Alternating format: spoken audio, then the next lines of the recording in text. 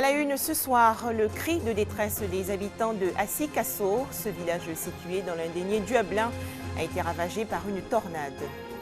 La femme africaine entrepreneur à l'honneur pour le film d'ouverture du 25e Festival panafricain du cinéma et de la télévision de Ouagadougou. Enfin, le carbone 14, grand progrès pour connaître les origines de l'homme. Cet élément chimique naturel a été découvert le 27 février 1940. Voilà, nous partons tout de suite à Bouaké, dans la région de Bouaké. L'école nationale des instituteurs Bouaké 2 a été délocalisée en raison de la crise politique et militaire de 2002. Mais le nouveau site qui l'accueille n'est pas adapté, manque d'infrastructures scolaires, difficiles conditions de travail. C'est un reportage de Hassan Khan et Walter Amadou Ouattara de RTI Bouaké. Le centre d'animation et de formation pédagogique CAFOP 2 de Bouaké existe depuis 1969. Pour l'année 2016-2017, le centre accueille plus de 600 pensionnaires. Le CAFOP 2 de Bouaké a vu ses locaux saccagés lors de la crise de 2002. Ainsi, les autorités éducatives ont trouvé utile la délocalisation. Cependant, cette délocalisation rencontre d'énormes difficultés à cause de l'absence d'infrastructures. Un groupe scolaire de l'enseignement préscolaire primaire. Et donc, comme tel, le cadre n'est pas initialement adapté pour accueillir les pensionnaires. Ils sont obligés de faire un certain nombre d'adaptations, voire résoudre un certain nombre de problèmes. Comme exemple, je pourrais citer, non, pas d'internat. Les autorités éducatives sont donc interpellées. Notre souhait le plus ardent serait que nous soyons sur notre site. Quant à mes élèves, je leur dis que c'est l'homme qui fait son milieu. Donc, c'est à eux de se battre. À travers une journée socio-sportive, la 47e promotion du CAFOP 2 de Bouaké veut attirer le regard des autorités sur leurs conditions de travail. L'opération don de sang et une rencontre sportive ont constitué les temps forts de cette journée socio-sportive du CAFOP 2 de Bouaké.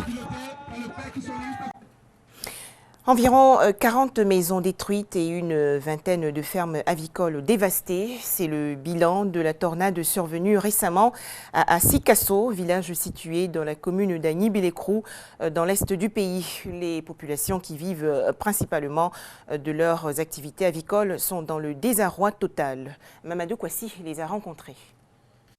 Les populations d'Asikasso encore sous le choc.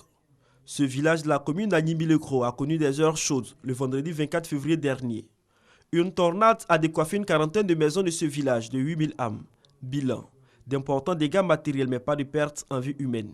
Le vendredi dernier, avant-hier, aux environs de 17 h, il y a un vent violent qui est venu vraiment emporter toute la maison. Vraiment, nous sommes démunis, on ne sait même plus comment faire. On n'avait plus rien à faire. On est resté comme ça. Je suis parti au travail.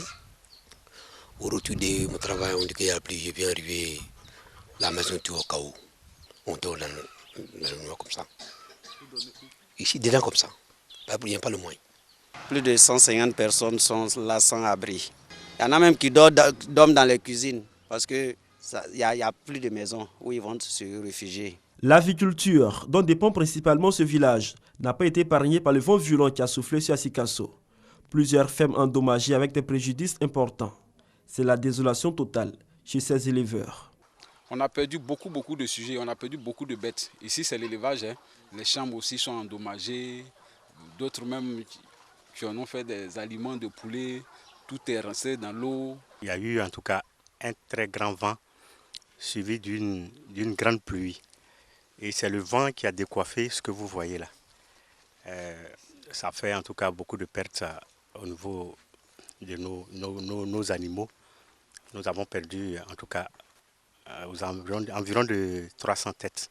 Au village, Nanamba Karikwadio, chef de village et ses collaborateurs se concertent pour la mise en place d'un plan de solidarité. Pouvoir venir en aide dans un premier temps aux sinistrés et aussi nous appelons les gens de bonne volonté pour venir s'ajouter à nous pour pouvoir soutenir les sinistrés sur le plan matériel et même financier. Déjà, des initiatives personnelles permettent de réhabiliter certaines toitures afin de permettre à ces sinistrés de se loger et à ces éleveurs de poursuivre un tant soit peu leurs activités. Un tout autre sujet à présent. Les populations du district d'Abidjan vont bientôt bénéficier de consultations gratuites en urologie, cardiologie et neurologie. Des professionnels de la santé venus de l'Inde vont donner ces différentes consultations dans les centres hospitaliers universitaires de Cocody, Trècheville et Yopougon. On fait le point avec Ami Sissoko. Des experts indiens en cardiologie, urologie et neurologie sont à Abidjan pour apporter leur expertise à l'amélioration de la prise en charge des malades. Une initiative de l'ONG indienne India Meditour et Star Hospitals. Une coopération médicale entre la Côte d'Ivoire et l'Inde en vue de lutter contre l'hypertension, les AVC, accidents vasculaires cérébraux et les maladies urinaires. 3 maladies qui font beaucoup de victimes selon le ministère de la Santé et de l'Hygiène publique. Quand on regarde la situation épidémiologique actuellement, nous avons beaucoup d'hypertendus, nous avons beaucoup qui font les accidents vasculaires cérébraux, nous avons beaucoup qui présentent des problèmes de cardiologie. C'est faisant donc nous sommes amenés à anticiper en termes de renforcement des compétences de nos prescripteurs, de nos consultants et en termes d'équipement également. Nous voulons partager avec les efforts des Ivoiriens pour donner la santé pour les gens.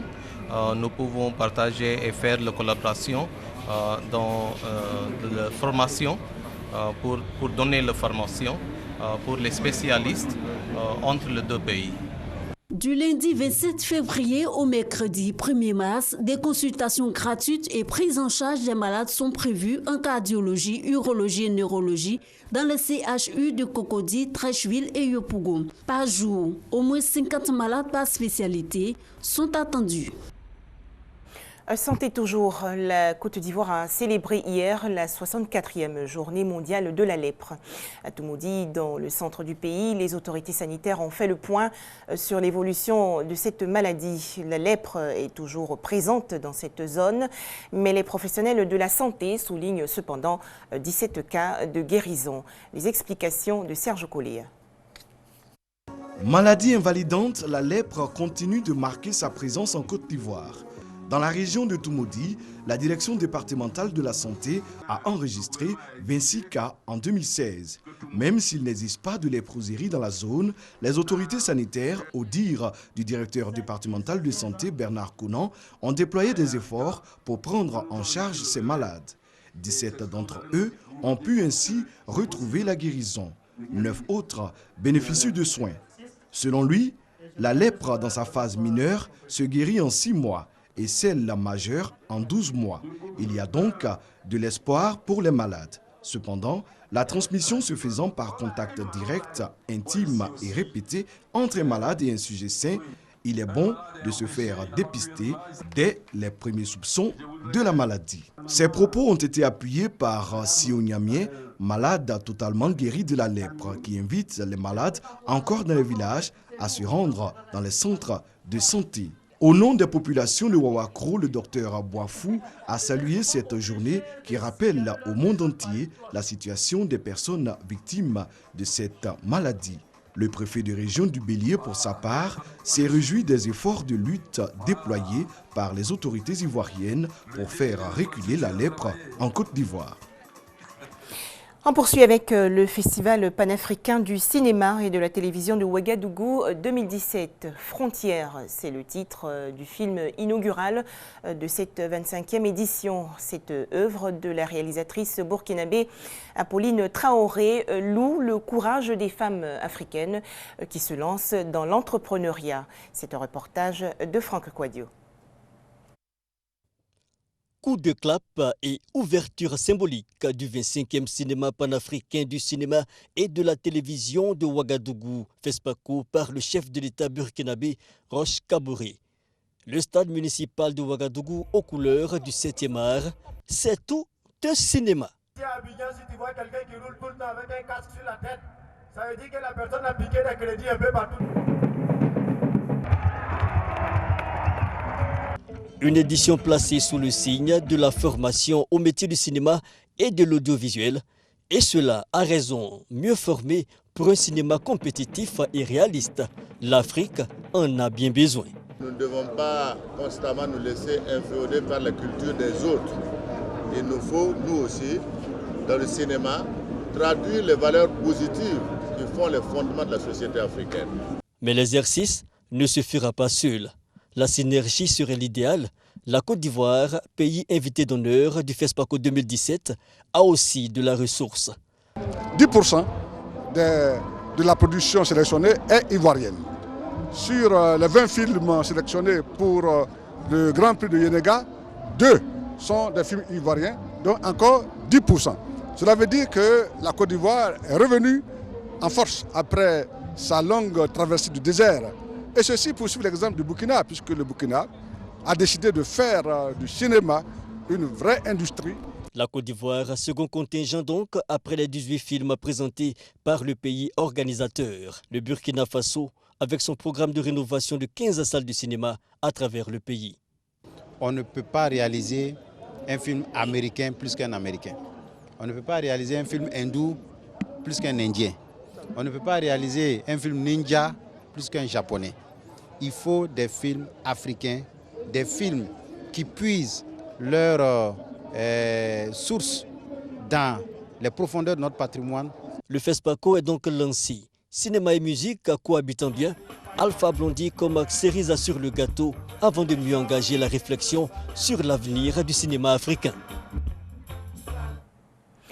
Plus loin en Afrique du Sud, des actions de lutte contre la xénophobie. Dans la métropole de Johannesburg, par exemple, de jeunes enfants réfugiés suivent des cours gratuits en vue d'intégrer le système éducatif classique dont ils sont exclus dans ce pays d'accueil.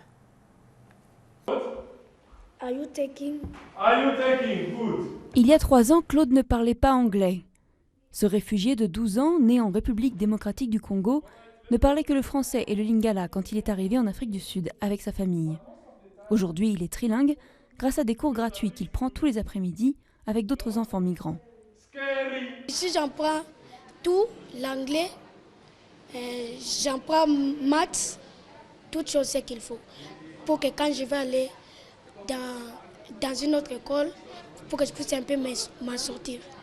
Ces enfants viennent de pays africains comme la République démocratique du Congo, le Burundi, le Zimbabwe ou encore l'Érythrée. Faute de papier ou de moyens financiers, ils sont exclus du système scolaire. Une école privée religieuse leur ouvre ses portes grâce au programme 3 to 6 ou de 3 à 6 en référence aux horaires des cours. Notre école est devenue multiraciale en 1976, pendant l'apartheid. Nous considérons que la situation des enfants réfugiés en Afrique du Sud est une nouvelle injustice sociale. Plus de 2 millions de migrants vivraient en Afrique du Sud.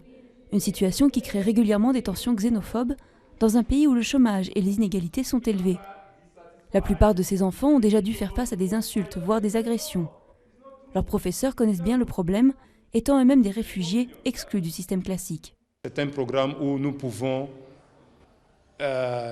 donner le meilleur de nous en tant qu'étant réfugiés, parce que ce sont nos enfants.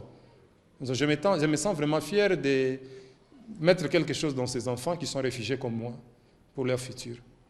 Tous les ans, un quart des élèves intègrent les écoles publiques. Un modèle qui a déjà inspiré une ancienne bénévole européenne. Elle a créé un programme similaire pour les enfants syriens en Allemagne. Enfin, que s'est-il passé le 27 février 1940 ? Eh bien, le chimiste américain Martin Kemen et son compatriote, l'inventeur Samuel Ruben, découvrent le carbone 14. Cet élément chimique naturel permet de donner un âge précis aux fossiles, momies et autres squelettes retrouvés par les archéologues. Les explications de Franck Quadio.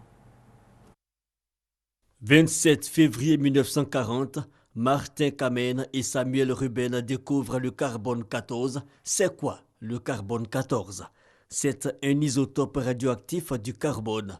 Sur Terre, il est formé lors de l'absorption de neutrons par les atomes d'azote de la stratosphère et des couches hautes de la troposphère. Le carbone 14 a longtemps été le seul radioisotope du carbone à avoir des applications, d'où l'appellation radiocarbone. Dès 1934, un chercheur, Franz Koldewey, suggère l'existence du carbone 14. Il observe en effet que l'exposition d'azote à des neutrons rapides produit une sorte de particule visible dans le brouillard ou en situation d'enfermement. Kamen et Ruben collaborent et déterminent l'utilisation du carbone 11 comme traceur biologique. L'échec de cette technique va stimuler plus tard la recherche d'un autre isotope radioactif à plus longue période radioactive. Ce sera le carbone 14. Voilà, merci de nous avoir suivis. Merci de toujours suivre RTI2.